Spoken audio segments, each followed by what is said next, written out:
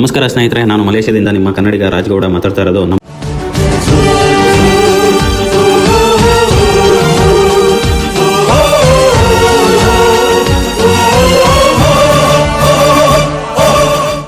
ತುಮಕೂರು. ಈ ಫಿಗರ್ ಎಲ್ಲೋ ನೋಡ್ದಂಗೈತಲ್ಲ, ನಂಗೂ ಹಂಗೆ ಅನ್ನಿಸ್ತಾ ಐತೆ. ಇವರು ಕಿರಣ್ ಅಂತ, ಮಂಡ್ಯದವರು ಇವರು. ನಾವು ನಿಮಗೆ ಮಲೇಷ್ಯಾದಲ್ಲಿರುವ ಒಂದು ಅದ್ಭುತ ಜಾಗ ತೋರಿಸಲಿಕ್ಕೆ ಹೋಗ್ತಾ ಇದೀವಿ. ನಾವಿರೋ ಪ್ಲೇಸಿಂದ ನಾವು ಹೋಗ್ತಾ ಇರೋ ಪ್ಲೇಸ್ ಸುಮಾರು 15 ಕಿಲೋಮೀಟರ್ ಇದೆ. ಆ ಪ್ಲೇಸ್ಗೆ ನಾವು ಹೇಗೆ ಹೋಗ್ತೀವಿ, ಅಲ್ಲಿ ಏನೇನಿದೆ ಅಂತ ತಿಳಿಸೋ ಒಂದು ಸಣ್ಣ ಪ್ರಯತ್ನ ಮಾಡ್ತೀವಿ. ಆ ಜಿಂಗ ಲಕ ಲಕ ಲಕ ಎಲ್ಲ ಏನು ಮಾಡ್ತಿದ್ದೀರಾ? ಬರ್ರ ಬರ್ರ ಬರ್ರ ಬರ್ರ ಬರ್ರ ಬರ್ರ. ಇದು KL ಸೆಂಟ್ರಲ್ ನಲ್ಲಿ, ಇದು ನಮ್ಮ ಅಪಾರ್ಟ್ಮೆಂಟ್. ನಾವಿಲ್ಲೇ ಸ್ಟೇ ಆಗಿರೋದು. ನಾವು ಇಲ್ಲಿಂದ ಮೊದಲು ಹೋಗಿದ್ದು ನಮ್ಮ ಅಪಾರ್ಟ್ಮೆಂಟ್ ಪಕ್ಕದಲ್ಲೇ ಇರೋ ಗಣೇಶನ ದೇವಸ್ಥಾನಕ್ಕೆ. ಇಲ್ಲಿ ತುಂಬಾ ಇಂಡಿಯನ್ಸ್ ಇರೋದ್ರಿಂದ ಇಲ್ಲಿ ಇಂಡಿಯನ್ ಟೆಂಪಲ್ಗಳು ತುಂಬಾ ಇದಾವೆ. ಯಾವುದೇ ಕೆಲಸ ಮಾಡೋಕ್ಕೂ ಮುಂಚೆ ಮೊದಲು ಗಣೇಶನಿಗೆ ಒಂದು ಕೈ ಮುಗಿದು ಕೆಲಸ ಶುರು ಮಾಡೋಣ ಅಂತ ನಾವು ಈ ದೇವಸ್ಥಾನಕ್ಕೆ ಬಂದ್ವಿ.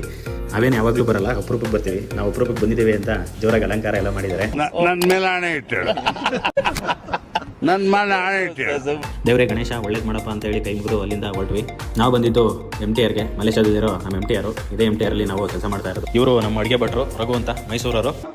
ಏನಪ್ಪ ಚೆನ್ನಾಗಿದೆ, ಯಾಕೋ ಡಲ್ ಆಗಿದೆಯಾ?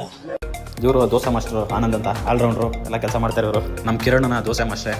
ಅವ್ರು ರಜಾ ಹಾಕಿರೋದಕ್ಕೆ ಇವರು ದೋಸೆ ಹಾಕ್ತಾ ಇದ್ದಾರೆ. ಬೆಳಿಗ್ಗೆ ತಿಂಡಿಗೆ ದೋಸೆ ಹಾಕಿಸ್ಕೊಂಡು ಇಡ್ಲಿ ದೋಸೆ ಸಾಂಬಾರ್ ಚಟ್ನಿ ಅಂತ ಇಡ್ಲಿ ದೋಸೆ ತಿನ್ಕೊಂಡು ಹೊರಟ್ವಿ. ನಾನ್ ವೆಜ್ ತಿನ್ನಲ್ಲ, ಬಿಟ್ಟಿದ್ದೀನಿ. ನಾವು ಹೋಗಿದ್ದು KL ಸೆಂಟ್ರಲ್ಗೆ. ಈ KL ಸೆಂಟ್ರಲ್ ಬಂದು ಒಂಥರ ಬೆಂಗಳೂರು ಮೆಜೆಸ್ಟಿಕ್ ಇದ್ದಂಗೆ. ಇಲ್ಲಿಂದನೇ ನಾವು ಹೋಗ್ಬೇಕಾಗಿರೋದು. ಬೇರೆ ಕಡೆ ಹೋಗ್ಬೇಕು ಅಂದರೆ ನಾವು ಇಲ್ಲೇ ದುಡ್ಡು ಹಾಕಿ ಟಿಕೆಟ್ ತಗೊಂಡು ಹೋಗ್ಬೋದು. ಆದರೆ ನಾವು ಹೋಗ್ತಾ ಇರೋದು ಬಾತುಕೇಸ್ಗೆ ಆಗಿರೋದ್ರಿಂದ ಟಿಕೆಟ್ ಕೌಂಟ್ರಲ್ಲೇ ಕೊಡ್ತಾರೆ. ಆ ಟಿಕೆಟ್ ತಗೊಂಡು ನಾವು ಹೊರಟ್ವಿ. ಟ್ರೈನ್ ಇನ್ನೂ ಬಂದಿರಲಿಲ್ಲ. ಸ್ವಲ್ಪ ಹೊತ್ತು ವೆಯ್ಟ್ ಮಾಡಾದ್ಮೇಲೆ ಟ್ರೈನ್ ಬಂತು. ಆಮೇಲೆ ನಾವು ಟ್ರೈನ್ ಹತ್ಕೊಂಡು ಹೊರಟ್ವಿ. ಅಲ್ಲಿಂದ ಹೋಗ್ತಂಗೆ ಒಂದು ಸೆಲ್ಫಿ ತಗೊಂಡು ಇನ್ನೂ ಎಷ್ಟು ಸ್ಟಾಪ್ ಇದೆ ಅಂತ ಚೆಕ್ ಮಾಡಿದ್ವಿ. ಜರ್ನಿ ಒಂದು 30 ನಿಮಿಷ ಆಗುತ್ತೆ ಟ್ರೈನಲ್ಲಿ ಬಂದರೆ. ಅದೇ ನೀವು ಕ್ಯಾಬಲ್ಲಿ ಏನಾದರೂ ಬಂದರೆ ಒಂದು 20 ನಿಮಿಷದಲ್ಲಿ ನೀವು ಬರ್ಬೋದು.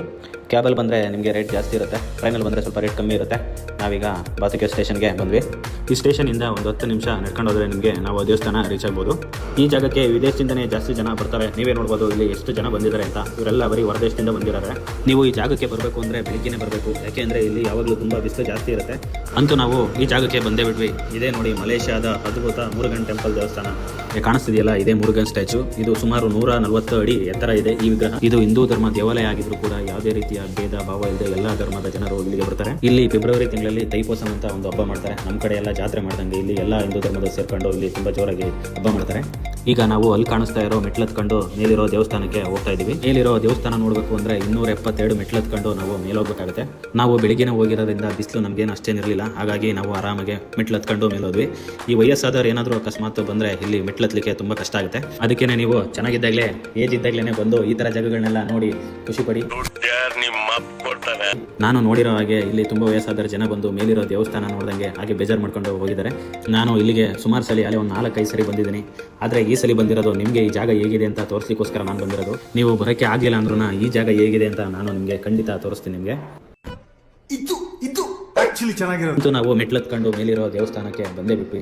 ಇದೇ ನೋಡಿ ಆ ದೇವಸ್ಥಾನದ ಎಂಟ್ರಿ. ಇದು ಹಾಗೆ ಮುಂದೆ ಹೋದ್ರೆ ಇಲ್ಲಿ ತುಂಬಾ ದೇವಸ್ಥಾನಗಳು ಸಿಗ್ತವೆ. ಇಲ್ಲಿ ನಿಮಗೆ ಕಾಣಿಸ್ತಾ ಇದೆಯಲ್ಲ, ಇದು ಇಲ್ಲಿನ ಮುಖ್ಯ ದೇವಸ್ಥಾನ, ಮೇನ್ ಟೆಂಪಲ್. ಇದು ತುಂಬಾ ಅದ್ಭುತವಾಗಿ ಇದನ್ನ ಕಟ್ಟಿದ್ದಾರೆ. ಇಲ್ಲಿ ಇಷ್ಟು ಎತ್ತರದ ಜಾಗದಲ್ಲಿ ಈ ಥರ ದೇವಸ್ಥಾನ ಕಟ್ಟೋದು ಅಷ್ಟು ಸುಲಭ ಅಲ್ಲ. ಅದರಲ್ಲೂ ಈ ಜಾಗ ನೋಡಿ ಒಂದ್ಸಲ ಹೇಗಿದೆ ಅಂತ. ಈ ಜಾಗದಲ್ಲಿ ಬಂದು ಈ ಥರ ದೇವಸ್ಥಾನ ಕಟ್ಟಿರೋದು ನಿಜಕ್ಕೂ ಭಾಳ ಖುಷಿ ಆಗುತ್ತೆ. ನೋಡಲಿಕ್ಕೆ ತುಂಬ ಚೆನ್ನಾಗಿರುತ್ತೆ. ನಿಮಗೆ ಇಲ್ಲಿ ಎಷ್ಟೇ ಬಿಸಿಲಿದ್ರೂ ಒಳಗಡೆ ತಂಪಾಗಿರುತ್ತೆ. ಆ ಥರ ಜಾಗ ಇದು. ನಾವು ಇಲ್ಲಿಂದ ಇನ್ನೊಂದು ಟ್ವಿಸ್ಟ್ ಇದೆ ಮೇಲ್ಗಡೆ. ಅಲ್ಲಿಂದ ಇನ್ನೂ ಸ್ವಲ್ಪ ಮೆಟ್ಲತ್ಕೊಂಡು ಮೇಲೋದ್ರೆ ಅಲ್ಲಿ ನಿಮಗೆ ಅದ್ಭುತವಾದ ಇನ್ನೊಂದು ಜಾಗ ಸಿಗುತ್ತೆ. ಇದೇ ನೋಡಿ ಆ ಅದ್ಭುತ ಜಾಗ. ಇದು ನನಗೆ ತುಂಬ ಭಾಳ ಇಷ್ಟವಾದ ಜಾಗ. ಇದು ನೋಡಿ ಹೇಗೆ ಕಾಣಿಸ್ತಾ ಇದೆ ಅಂತ. ಮೇಲ್ಗಡೆ ಎಲ್ಲ ಫುಲ್ ಓಪನ್ ಇರುತ್ತೆ. ನೋಡಿ ಗಿಡಗಳೆಲ್ಲ ಕಾಣಿಸ್ತಾ ಇದೆ, ಅಲ್ಲಿ ಗಿಡ ಬೆಳೆದಿರೋದು.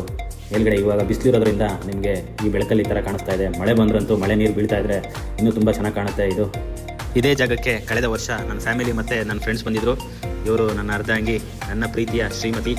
ಹಾಗೆ ಇವರು ನನ್ನ ಗೆಳೆಯ, ಜೀವದ ಗೆಳೆಯ, ಕುಚಿಕ್ಕು ಗೆಳೆಯ. ಈ ಸಂದರ್ಭದಲ್ಲಿ ಈ ನೆನಪುಗಳನ್ನು ನಿಮ್ಮ ಜೊತೆ ಹಂಚ್ಕೊಳ್ಳಿಕ್ಕೆ ನನಗೆ ತುಂಬ ಖುಷಿ ಆಗುತ್ತೆ.